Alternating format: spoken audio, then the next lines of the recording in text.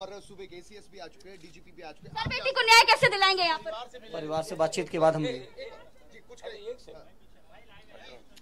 मेहरबानी करके पहले जो पीड़ित परिवार है उसको हम मुलाकात करने दी, इसके बाद मिलकर के आपसे चर्चा कर जाएंगे। चलिए कोई बात नहीं, अभी बात नहीं करना चाहते क्योंकि कहना है समाजवादी डेलीगेट्स का कि परिवार वालों से मिलने के बाद ही कुछ बोलेंगे। उन्होंने हमसे कहा कि उसके बाद हम आपको जवाब देंगे। चलिए आप मिलने आए, आप मिलने जाइए, क्योंकि परिवार का दुख बांटने के लिए जो भी परिवार पहले ही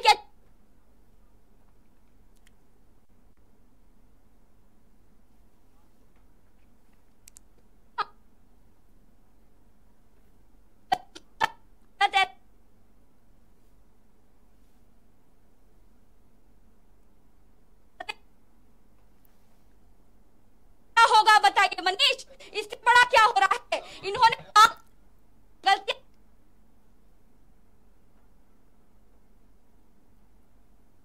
तो लगातार भारत समाचार इस महामुहिम में लगा हुआ है, गुड़िया को इंसाफ दिलाने के लिए लगा हुआ है। हमारी प्रज्ञा मिश्रा, हमारी संवाददाता, लगातार हाथरस से जुड़ी हुई हैं, आप तक लगातार अपडेट्स पहुंचा रही हैं। तो ये तस्वीरें आप तक पहुंचा रहे हैं। आपको बता दें, यहां पर सपा का डेलीगेशन यहां पर पहुंच चुका है, पीड़ित परिवार वालों से मुलाकात करने के लिए, उन्हें इंसाफ दिलाने के लिए पहुंच चुका है। तो तस्वीरें लगातार, ये महा कवरेज लगातार आप तक हम पहुंचाते रहेंगे। लगातार पल पल की अपडेट्स भारत समाचार आप तक पहुंचाता रहेगा। तो तस्वीरें आप तक पहुंचा रहे हैं। आपको बता दें, गुड़िया के गांव की ये तस्वीरें हैं जहां पर एक बड़ी संख्या में डेलीगेशन सपा का पहुंच चुका है और पीड़ित परिवार वालों से आज मुलाकात करने वाला है। आपको बता दें, इससे पहले कांग्रेस के नेता राहुल गांधी, साथ ही साथ कांग्रेस महासचिव प्रियंका गांधी वाड्रा भी परिवार वालों से मुलाकात करने के लिए कल पहुंची थी। और आज यहां पर सपा का डेलीगेशन सपा सुप्रीमो अखिलेश यादव के आदेश के बाद यहां पर पहुंच चुका है। उन पीड़ित परिवार वालों से मुलाकात करेगा, उनसे बातचीत करेगा।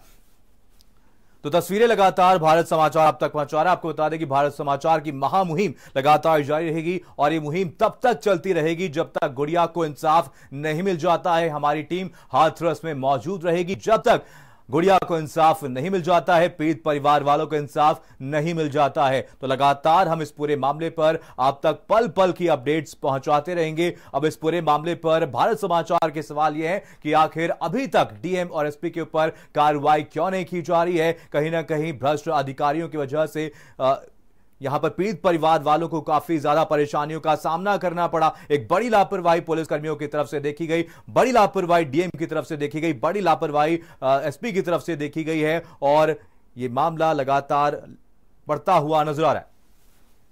नरेंद्र हमारे साथ हमारे संवाददाता और साथ ही साथ प्रज्ञा भी हमारे साथ हमारी संवाददाता जुड़ गई हैं। नरेंद्र का रुख करेंगे। नरेंद्र, आपसे जानना चाहेंगे क्या कुछ हलचल यहां पर देखने को मिल रही है? कितनी बड़ी संख्या में यहां पर सपा के कार्यकर्ता पहुंचे और क्या कुछ नारेबाजी करते हुए इस दौरान नजर आ रहे हैं?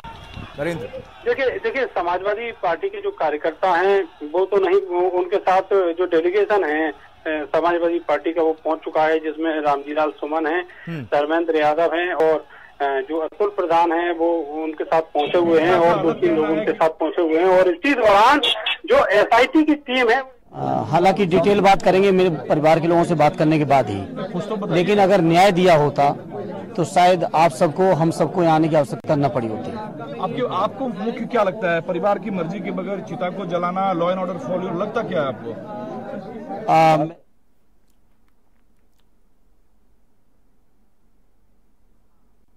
यहाँ पहुंचने का प्रोग्राम था लेकिन उनको रास्ते में। चलिए, नरेंद्र और प्रज्ञा हमारे साथ, हमारी संवाददाता लगातार लाइव जुड़ी हुई हैं। नरेंद्र, आपसे जानना चाहेंगे क्या कुछ हलचल अभी आप देख सकते हैं वहां पर, क्या कुछ चल रहा है? देखिए, यहाँ पे जो मूवमेंट है उसमें जो एसआईटी की टीम मूव हुई है और उसी समय जो समाजवादी पार्टी का डेलीगेशन है वो पहुंच चुका है घर के अंदर। अभी पहुंचे हैं रामजीलाल सुमन है, उसमें धर्मेंद्र यादव है और अतुल प्रधान है और वो लोग जो है वो बात कर रहे हैं परिजनों से और अभी बातचीत की शुरुआत ही भर हुई है। और वहां से जो पुलिस के लोग हैं वो भी उनके साथ ही पहुंचे हैं, उनको कवर करके तब उसके बाद पहुंचे हैं। घर में जो गहमा गहमी है वो बढ़ गई है एकाएक और बहुत सारे लोग जो हैं एक दूसरे से बात भी कर रहे हैं। समाजवादी पार्टी का जो डेलीगेशन है उसके साथ कई सारे कार्यकर्ता भी हैं और बहुत सारे कार्यकर्ता इनके जो लोकल हैं वो भी यहाँ थोड़ी देर पहले पहुंचे हुए थे। अब ये सारे लोग इकट्ठा होकर जो पीड़ित परिजन हैं उनसे बातचीत कर रहे हैं और यहाँ थोड़ा गर्मा गर्मी सी दिखाई दे रही है मुझे। मैं बिल्कुल यहीं पर हूँ और जो लोग हैं वो बात कर रहे हैं, जो पीड़ित परिवार है, पिता हैं, उनसे बातचीत कर रहे हैं। और इस दौरान जो मीडिया का जमावड़ा है वो भी घर के अंदर पहुंच चुका है। तो इस तरह का मूवमेंट अभी फिलहाल यहाँ पर चल रहा है। निश्चित तौर पर जिस तरह की उनके साथ जाति हुई है, जो अत्याचार हुआ है, जुल्म हुआ है, उसके बारे में ही वो अपनी बात, जो पीड़ित परिवार है वो समाजवादी पार्टी के डेलीगेशन से कहेगा। कल राहुल गांधी और प्रियंका गांधी आए तो उनसे भी यही बात उन्होंने कही थी। और आज जो मूवमेंट है वो यहाँ पर उनका डेलीगेशन की शक्ल में पहुंचा है, तो अब उनसे भी यही बात वो लोग करेंगे, अपना दुखड़ा बताएंगे और उनके साथ किस तरीके से जाति की गई है। यहाँ के जो डीएम हैं, यहाँ के एसपी हैं, उन्होंने क्या क्या किया उनके साथ, ये सब वो बताने वाले हैं।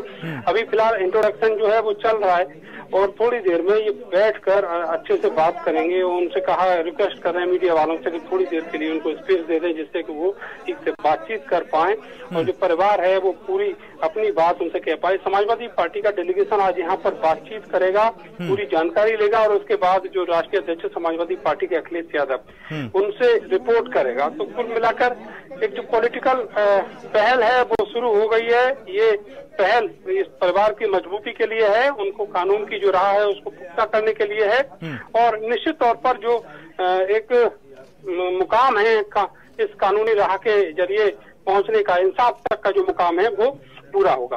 बिल्कुल। चलिए, हमारे साथ हमारी संवाददाता प्रज्ञा मिश्रा भी जुड़ी हुई हैं। प्रज्ञा, आपसे जानना चाहेंगे, अभी यहाँ पर इस पूरे मामले में एसआईटी की जांच भी लगातार चल रही है, कितनी देर में सपा का प्रतिनिधिमंडल मुलाकात कर पाएगा परिवार वालों से?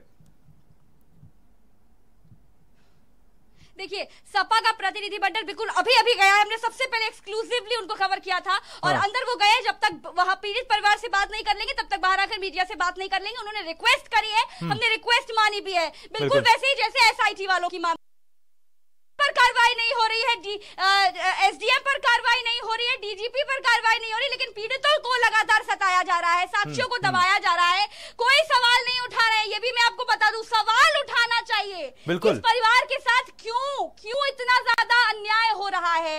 देखिए, मैं आपको बताऊं, यहाँ पर तमाम मीडिया वाले हैं, लेकिन मेकअप वाली मीडिया यहाँ पर आई हुई है और मेकअप वाली मीडिया क्या यहाँ पर सिर्फ और सिर्फ तमाशा करने आई है, न्याय करने नहीं आई क्या? बिल्कुल, न्याय की लड़ाई है, ये बेटी की लड़ाई है, हाथरस की बेटी नहीं, देश की बेटी है वो।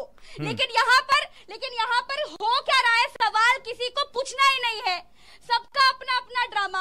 हम यहाँ पर सवाल पूछ रहे हैं तो उसका जवाब हमें मिल नहीं रहा। हम डीएम से सवाल करते हैं, हम एसडीएम से सवाल करते हैं, हम यहाँ पर तमाम लोगों से सवाल करते हैं, प्रशासन से सवाल करते हैं कि आखिर परिवार वालों को सताया क्यों जा रहा है, उसका कोई जवाब नहीं देते। और डीएम साहब पर कार्रवाई नहीं हो रही है। इससे बड़ी चूक, इससे बड़ी गलती, जो गलती डेड बॉडी जलाकर की गई थी, जो गलती सारे साक्ष्य छुपा कर किए गए थे, वही गलती दोबारा दोहराई जा रही है, वही गलती दोहराई जा रही है।